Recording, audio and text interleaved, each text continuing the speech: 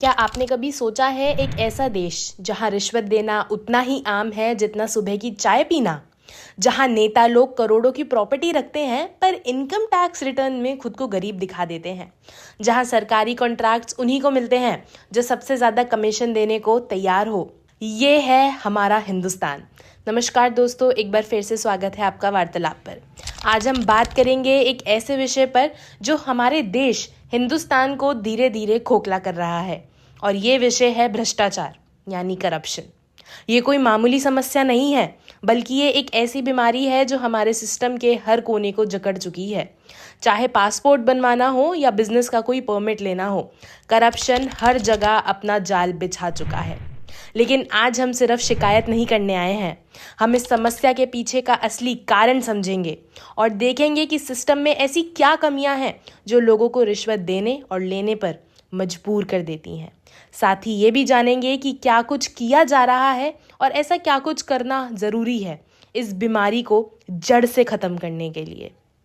तो इसीलिए सबसे पहले समझते हैं कि करप्शन के कारण क्या हैं। देखिए, हमारे देश में इतने सारे नियम और कानून हैं कि इनसे निपटना ही एक मज़े की बात बन जाती है।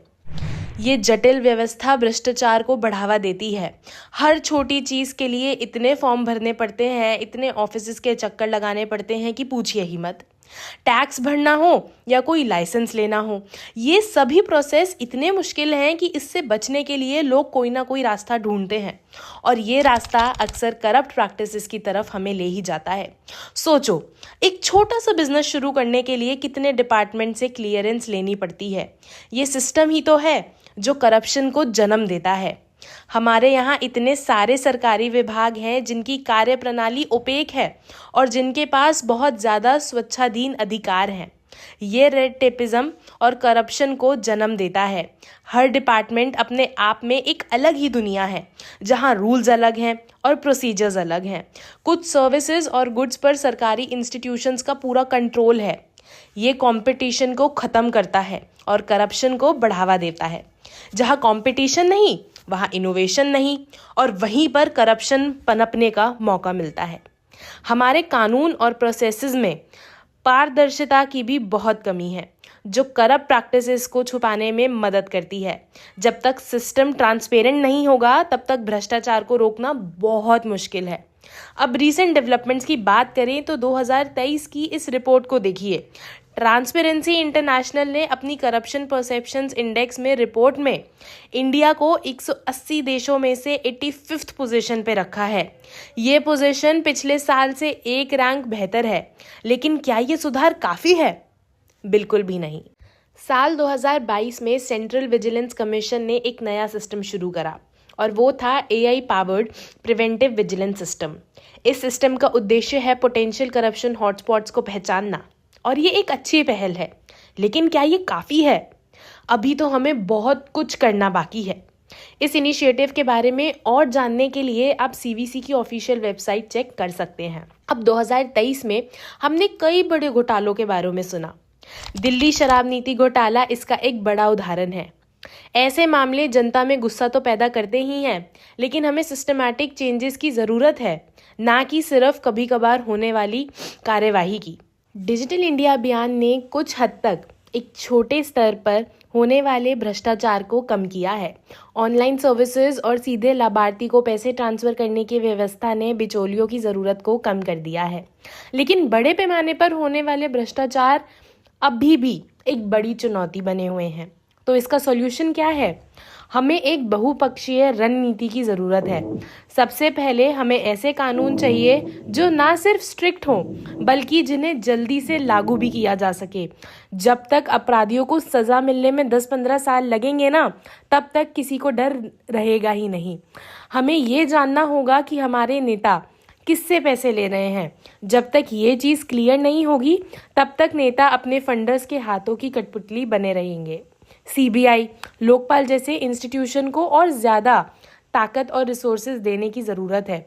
उन्हें राजनीतिक दबाव से मुक्त रहना होगा। डिजिटलाइजेशन जितना ज़्यादा होगा, भ्रष्टाचार उतना ही कम होगा। लेकिन इसके साथ साथ डिजिटल लिटरेसी पर भी ध्यान देना होगा। सबसे ज़रूरी है जन जागरूकता और भागीदारी। जब तक हम आम जनता भ्रष्टाचार के खिलाफ आवाज नहीं उठाएंगे तब तक कुछ नहीं बदलेगा। अब हम बात करते हैं ऐसी चीज़ों की जो हमें इंडिविजुअल लेवल पर करनी चाहिए। सबसे पहले तो रिश्वत ना ही दें और ना ही लें। ये सबसे बेसिक चीज़ है और सबसे मुश्किल भी। अगर हम अपना काम करवाने के लिए रिश्वत देना बंद कर देंगे तो आधा भ्रष्टाचार तो अपने आप ही खत्म हो जाएगा। राइट टू इन्फॉर्मेशन एक पावरफुल टूल है। इसका इस्तेमाल करके हम गवर्नमेंट के कामकाज में पारदर्शिता ला सकते हैं। आरटीआई के बारे में आप सरकारी वेबसाइट्स पर और जानकारी प्राप्त कर सकते हैं। सोशल मीडिया पर सिर्फ फॉरवर्ड करना बंद कर दीजिए, वेरीफाई करके पोस्ट करें।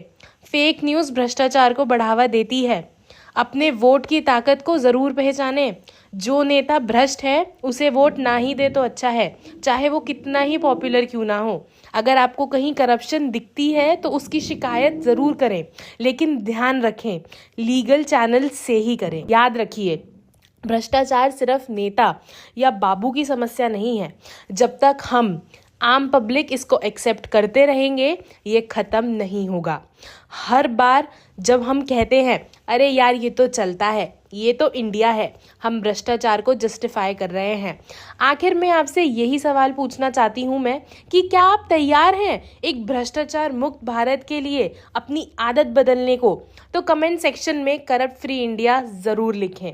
लिखकर अपने विचार हमें ज़रूर बताएं और देश को भ्रष्टाचार मुक्त बनाने का संकल्प ज़रूर लें। हर छोटा कदम मायने रखता है। अगली बार जब कोई आपसे रिश्वत मांगे या आप किसी को रिश्वत देने की सोचे तो रुक जाइएगा और सोचिएगा कि क्या ये वही देश है जो आप अपने बच्चों के लिए छोड़कर जाना चाहते हैं। अगर हम सब मिलकर ठान लें तो कोई वजह नहीं है कि हम करप्शन को हमारे देश से बाहर ना निकाल सकें। ये आसान तो नहीं होगा, इसमें वक्त ज़रूर लगेगा, लेकिन ये नामुमकिन भी नहीं है। याद रखिए, हम बदलेंगे, युग बदलेगा।